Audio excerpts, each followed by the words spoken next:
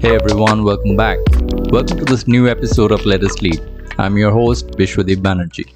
Today's topic would be extremely interesting, intriguing, and trust me that if you manage to listen to this entire episode till the end today, you will walk out with utter surprise and a profound sense of realization, since you have never thought about this in your day-to-day work life. After hours and days of research, I finally can present to you now what I believe can break the norm and start a new journey for all employees and managers and leaders. So just sit back, plug in your earphones, and enjoy listening to this podcast. Now, there probably is absolutely no debate on the high level of awareness of this phrase, "Don't bring me problems, bring me solution." If you have worked anywhere for a few years, or either you might have heard this from your own managers, or you might have seen other managers or leaders use this phrase. And if you yourself have been a manager or leader, chances are you might have used this phrase as well. Don't bring me problems, bring me solution. Now, if we just randomly pick 1,000 employees across all levels from any organization and do a survey, whether you have heard this phrase from their managers at any point in their career, there are high chances that you will get a big yes from the majority. Even I can tell you now that in my 16 years of my career, I have heard this phrase so many times. I remember when I started my career in service desk back in 2006 at Wipro, pretty much all the team leads used to use this phrase. Don't bring me your problems, bring me solutions. Their managers also use this phrase every day. It was almost a part of leadership culture. Initially, I thought that maybe it's a culture of service desk, but when I moved to IBM from Wipro and I started managing data centers, IT operations and middlewares, I understood that it's unrelated to any industry. Rather, this phrase was an integral part of management world. My friends and colleagues who used to work for other companies like Adobe, TCS, Cognizant, Accenture, Infosys, and others also heard this in their respective companies. And as years went on, I also took on management and senior management roles. So it just kept on affirming my belief that this must be some kind of guru mantra written in some management Bible. In the 20th century, we never had to debate or think much about this line, since some of the very successful CEOs and organizations put this to practice and got some initial success. And I'll come to that part later on why I use the term initial success. However, once leaders started using this phrase often, all of a sudden, their whining and ever-complaining employees just vanished. Problems seems to have disappeared. A lot of you might be thinking that this guy is talking so much about this phrase, right? And he's telling that he himself is in management. So did he not use this himself on others? With a lot of humbleness and confidence and integrity, I can tell you that I have personally never used this line. Not because I knew the pros and cons of this line before. However, it just did not feel right to me. It was just not making much sense to me. Later on, I will definitely tell you why. Now, the instant vanishing of all the problems once you use the phrase, however, was very short-lived, since the result of this management approach caused a lot of tragic incidents, and some even made very, very big global headlines. The root cause analysis post-investigation of all those tragic events revealed deep-seated cultural problems of those organizations. It opened a fierce debate in the scientific community and management world whether this phrase has more drawbacks than bringing any good to any organization. Today, right now, I will first play the devil's advocate and I will focus on the pros of this phrase, and then I will present you some of the evidences to prove that in 21st century, we probably have to say a goodbye to this highly used phrase in the management world. Don't bring me just problems, bring me a solution. And instead, replace this by Don't bring me silence, bring me problems. Let me now tell you guys that why we need this change. To understand this, we have to time travel back to the 1980s when this phrase started getting steam. Margaret Thatcher, the longest serving British Prime Minister of the 20th century, one of the most influential politicians in the 1980s. She used to say this phrase a lot: bring me solutions, not your problems. Now, I cannot tell you with conviction that she was solely responsible for popularizing this phrase, since some of the research also connect this to some of the quotes made by Albert Einstein. But it is not today's topic, so I will not talk about it much. So we do not have to go in that direction at all for now. However, there are ample evidences to suggest that the usage of this phrase did influence many, especially sitting high on the corporate ladder and governments. One of the reasons this became very popular among managers was the fact that it serves a couple of great purposes at the same time. Number one, it stops the culture of complaining. And number two, it empowers people to do problem solving themselves and activates thinking. I would stick my neck out and say that it does work for the first part. It actually helps managers and leaders to curb a culture of complaints. And as a result, it frees up their time to do more productive work or thinking. But as far as the second point is concerned, it can empower some employees and drive a bit of accountability, a bit in certain cases. It definitely activates thinking. However, the problem is that it activates some other things as well, which we will discuss in a while. So just coming back, Margaret Thatcher, and then we talk about 20th century General Electric Company CEO Mr. Jack Welch, 20th century CEO of the Coca-Cola Company Mr. Roberto Goizueta, organizations like NASA, British Petroleum, GE, Coca-Cola, Enron, and others who were very fond of stopping the culture of complaining and be solution-oriented always. All of them tasted roaring success during their good times during the 1980s and 1990s. But it did not last long. And that's why I have used the word previously, initial success. As we go deeper into this episode, you will understand the impact it had on these organizations. Let's understand now that when you use the phrase, bring me solutions, not problems, what effect it has on people. Everything that goes up has to come down at one point in time. It is a law of nature.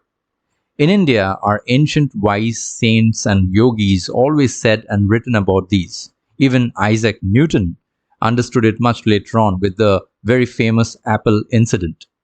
And his law also made it to the school books. So everyone in the world now agrees that everything that goes up has to come down one day.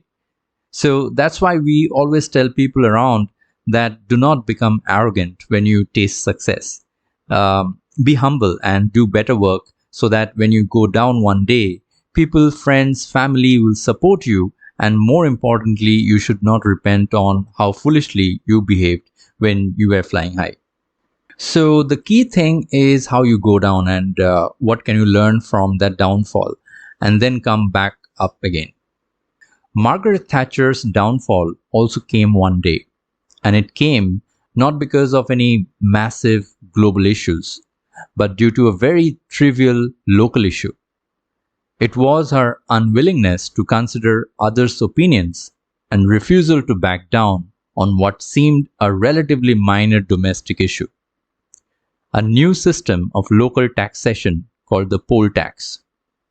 Now, the poll tax, or what a lot of people term as community charge, was actually supposed to make local council finance fairer and more accountable. Everyone thought that the sale will be smooth. Instead, it triggered a civil disobedience movement and riots and a rebellion in her own Conservative Party. Shortly after, violent public protest erupted and her approval rating plummeted to 20%, the lowest in British history. She was forced to step down. From the BBC archives, we come to know that the local government minister, Michael Portillo, and Thatcher's environmental secretary, Chris Patten, wanted to find a way effectively to abolish the poll tax, seeing the problems. However, Thatcher stayed put, and eventually she was proved wrong. But interestingly, Portillo and Patten made their statements public much later, and we do not know whether Portillo or Patten really went all out to convince Thatcher during that moment of crisis to modify or abolish the poll tax, or they just decided to raise this point without the same force of conviction, since Margaret Thatcher's leadership style generally was close to an authoritative and she did not like to listen to problems only. However, the culture of no complaints, no problems definitely did not help here. If only those problems were listened to, Margaret Thatcher's downfall might not have been that ignominious. What we really need to focus on is what signal this phrase sent to the listener. Bring me solution, do not bring me your problems. You can have all the good intentions behind the phrase. However, if the phrase is not sending the right signals to the listener, then even the good intentions can backfire. Not every employee has the brains to propose a solution. Not every employee has the authority to implement a solution. Not every employee has the same corporate experience to visualize a viable solution. Not every employee has the funding to implement a solution on their own. And most importantly, not every problem has a very easy solution. What a manager tells us is, don't bring me problems, bring me solution. But what an employee hears is, only raise those problems for which you have solutions, or else keep your mouth shut. Global CEO coach and TEDx speaker Sabrina Nawaz, in one of her Harvard articles, wrote, and I quote, "The bring me solution approach can also cause employees to shut down in fear, breed a culture of intimidation, and prevent some problems from surfacing until their full-blown crisis." But that's not all. According to Wharton School of University of Pennsylvania's professor and a brilliant organizational psychologist Adam Grant, solution-only thinking creates a culture of advocacy instead of culture of inquiry, where each person comes into a situation locked into their way of solving the problem and lobbies very hard for that particular solution rather than considering multiple perspectives. Now, if you're a manager or a leader listening to this podcast, and especially if you have been using this phrase till now, then the above logic and statements might have sounded interesting to you. However, being in the management role myself, I know that nothing can convince you other than data and hard evidences, right?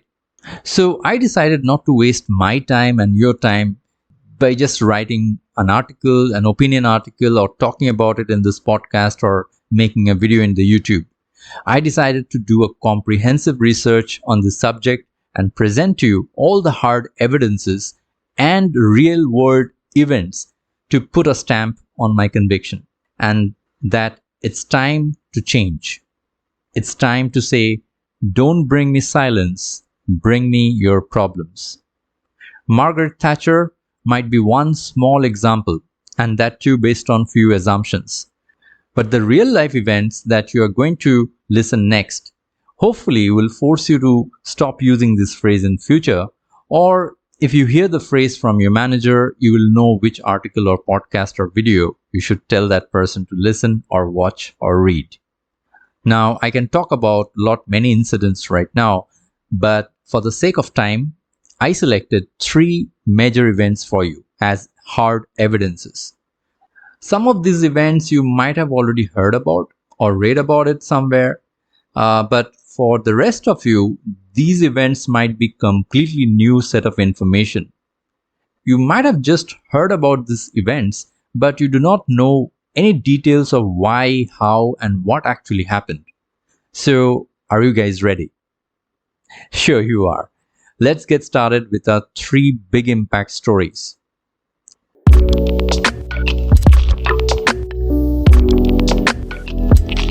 Let's talk about the first story, the first big impact, the rise and fall of Polaroid. Yes, you heard it right, Polaroid. You're thinking about instant camera right now, correct? I know. Yes, I'm talking about that particular Polaroid company. No introduction required for this company who gifted the world our very first instant camera, an instant photo. I'm sure some of you who used to have these will still have a classic Polaroid camera hidden somewhere in your closets or storeroom. The nostalgia can be easily compared to Nokia phones. I'm sure you will remember those rock-solid, compact, heart-punching Nokia phones. And even though we have traveled a lot since then, and the revolution of smartphones are even competing with the powerful machines, but still we sometimes recall Nokia days. It's the same kind of feeling for people who used Polaroid. But do you know who was the man behind Polaroid? It was Edwin Land. The founder of Polaroid was the genius mind behind the invention. And he did not stop there. Did you know that Edwin Land amassed 535 patents? Just think about it. 535 patents by one single person. Can you believe that? This was more than any American before him other than the great Thomas Edison, whom we all know as the inventor of electric light. Now, although I know that many of you might be hearing about Edwin Land for the first time, however, let me ask you this. Have you heard about Steve Jobs? Now, a lot of you are nodding your heads. I know. Steve Jobs, Apple computers, iPhone, iPad, iPod. The genius Steve Jobs, right? For a lot of people in tech industry and even in leadership forums, Steve Jobs is still an icon, a hero. But who was the hero of Steve Jobs? Whom did Steve Jobs used to idolize? Do you know? Polaroid's Edwin Land was the hero of Steve Jobs, and Jobs himself often used to publicly talk about him. However, even after so many inventions and innovations at Polaroid, the success of Edwin Land and Polaroid was very short-lived. There is no doubt that Edwin Land was a genius, but there is a difference between you being a genius and your entire company being a genius. Many studies by prominent psychologists and researchers have found a core cultural issue at Polaroid, and that was Polaroid was unable to welcome dissent. Between 1948 and 1980, when camera industry was relatively stable, Polaroid's journey was very smooth. But as the revenue kept growing, the instant Polaroid cameras became a household name and proved to be a very popular item among celebrities. Polaroid sales even reached $400 million in the late 1960s. Now at that time, that amount was huge. Polaroid's competitor at that time was Kodak, and most often Polaroid was beating them to patents race. But problems were visible when disruptions and competition started coming in. Digital revolution posed an important question. Will customers still prefer prints, or will they embrace digital photos? In 1980, Land was approached by Sony founder Akio Morita, who proposed a collaboration with Polaroid to create an electronic camera, which he envisioned as the future of photography. Edwin Land simply dismissed the proposal since it was contrary to his own beliefs that customers would always want prints in their hand, and the quality of chemically processed photos will always be superior to that of digitally processed one. Instead of welcoming critical opinions about his choice, Edwin Land surrounded himself with devoted followers who would support his perspective and say a yes to his plans. He marginalized everyone at Polaroid who questioned his projects. Worth mentioning though that at that time he was working on instant movie camera called PolaVision. Also, considering Edwin Land's reputation, the key decision makers at Polaroid also did not raise any alarms. It may be also because they did not have any foolproof solution to propose as an alternative. Polaroid's downfall began as the popularity of the digital media increased and competitors flocked the market. Things went so bad that even Polaroid got convinced about the future of digital photos. They finally came up with their own digital camera and launched it in 1996. They even created the best-in-class digital camera for which they got awarded for technical excellence. However, the product flopped, as by that time more than 40 competitors were in the market. It was too late for Polaroid. If only Edwin Land encouraged people to bring forth problems and disagreements, Polaroid still would have been one of the top players in camera industry. As we are talking now, Polaroid is trying to rise back up again after 2 decades of low period, and I wish them all the best. With this, it's time to move on to our next big impact story.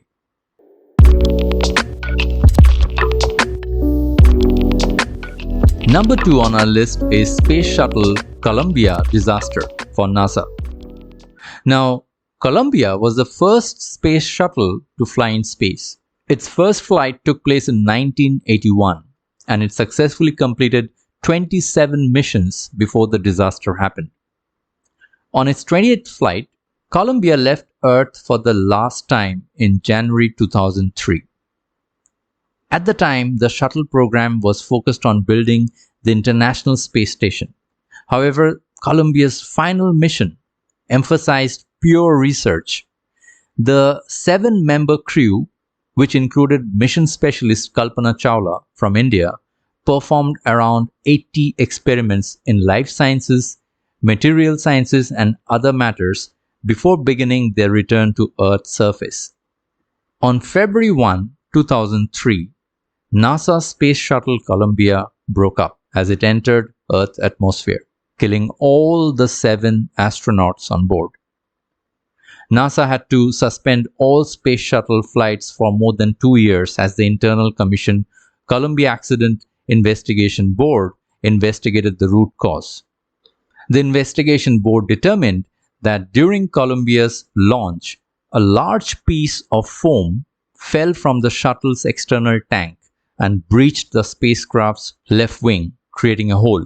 So when Columbia made its fiery re-entry into the Earth's atmosphere, that hole on the left wing allowed atmospheric gases to bleed into the shuttle, causing the disaster. The problem with foam had been known for years, and NASA came under intense scrutiny in Congress and in the media for allowing the situation to continue. The bigger question was why this problem was not discussed and addressed. Was there no one who saw that foam fall? A day after Columbia took off, several people within NASA saw a mystery object floating in the orbit.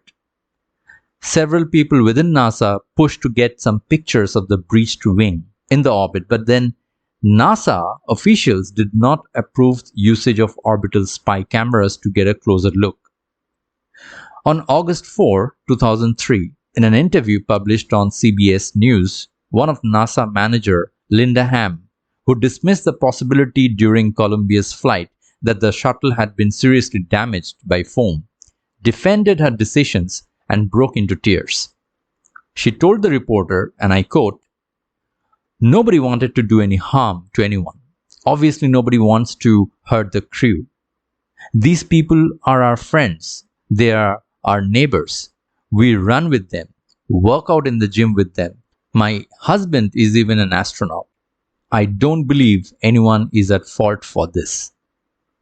However, in the same interview, she also said, and that is very interesting, that she did not seek spy satellite pictures of the orbiting spaceship because even though engineers wanted pictures, none of them approached her about it during the 16-day flight, and she could not ascertain who was making the request. It wasn't until after the accident that she learned that some of the engineers who wanted the spy satellite pictures had taken part in her meetings, but never spoke up.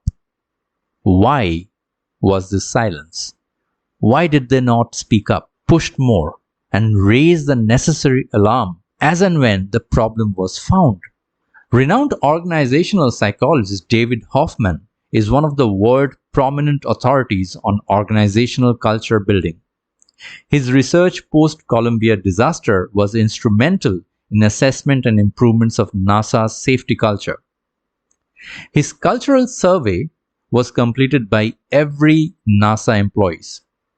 David Hoffman found that NASA's culture focused too much on solutions and thus created a culture of advocacy, which dampened the culture of inquiry.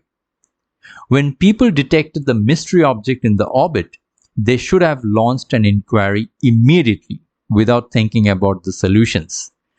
The inquiry would have proved that the foam caused, and it could have been repaired on time, saving the lives of all the precious 7 members on board. The Columbia mission was the second space shuttle disaster after Challenger, which saw a catastrophic failure during the launch in 1986. The Columbia disaster directly led to the retirement of Space Shuttle fleet in 2011. Alright, so let's now move into a third big impact story.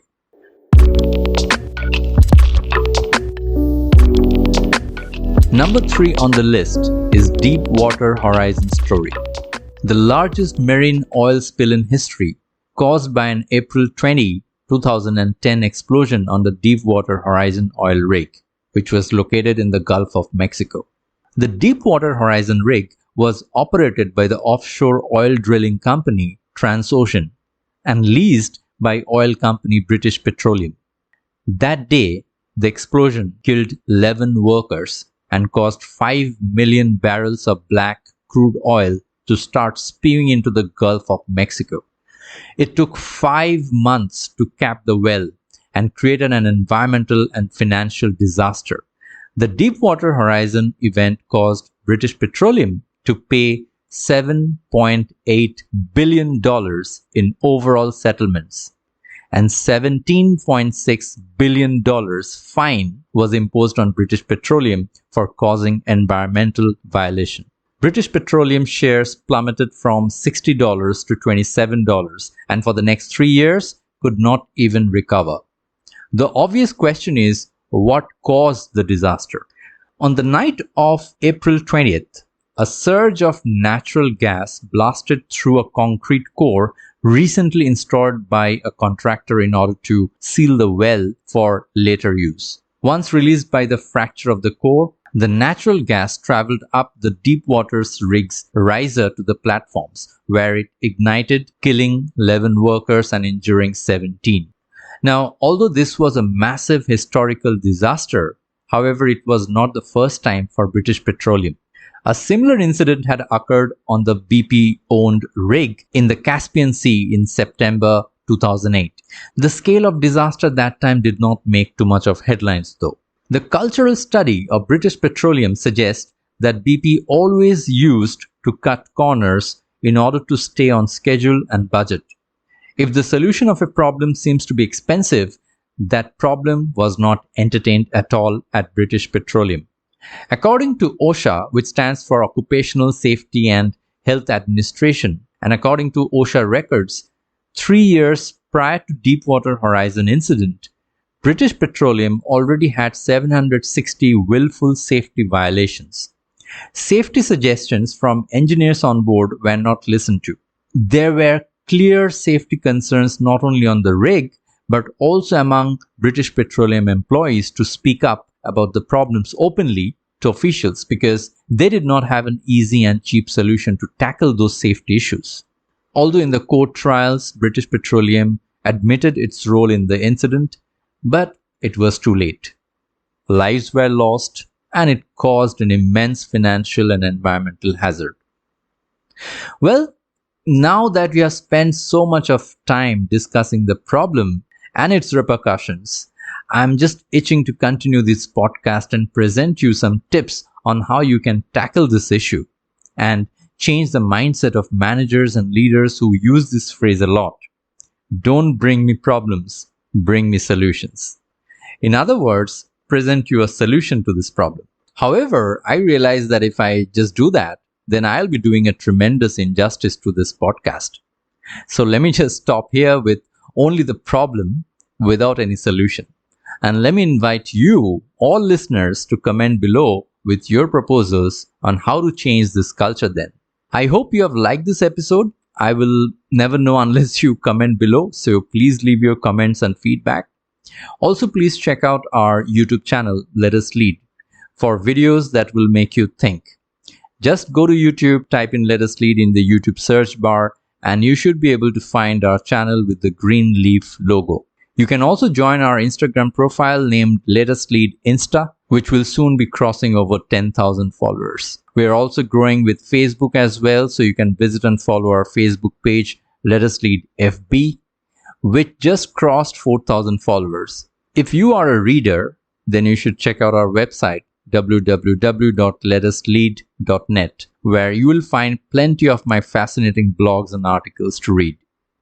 So you see, we are just catching up, and with your support, Let Us Lead will become a potent force one day that will inspire people to take up leadership roles to change the world. I'll see you next time with yet another interesting episode. Till then, take care of yourself and goodbye. Let us lead for our next generation.